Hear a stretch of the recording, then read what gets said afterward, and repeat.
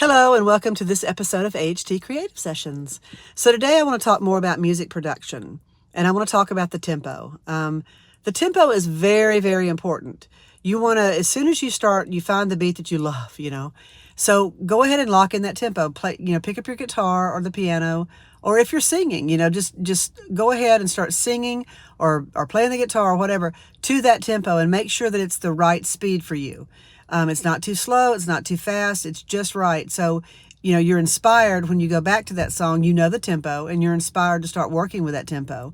And it's just a good idea to know that tempo, because it's a nightmare. I've had tricksters who have given me tracks back on my songs, and they mess with the tempo. And it's really hard to line those songs up, and they do that for a reason. And it's really nasty of them, because here's the deal. You've paid them for those tracks. Those tracks belong to you.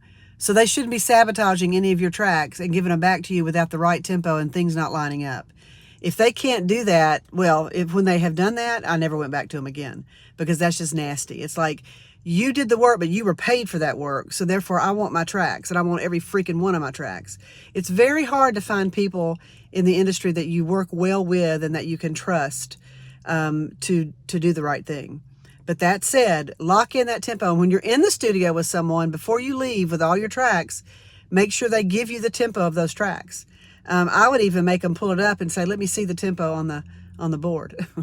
I would make them show you. I mean, I seriously would. That's how distrusting I am of a lot of people. But that said, you want to make sure you have the right exact tempo of those tracks, so when you go home and pull them in, or you're already home and you're coming back to that session again with yourself, and you can go, okay, it's 98 beats per minute. That's usually, mine lock in about 98 beats per minute. That's my fave tempo. I also have like 121, 120. I know that sounds weird, but sometimes that little one can make a difference. So just know your tempo. It's very important. And you can't, if you change it around, that's your problem. That shows that you're not that professional yet, because you can't be changing around the tempo. Once you lock in that tempo, it's the tempo. So just keep that tempo. Yeah, don't be changing around, because your co-writer will be like, oh my God.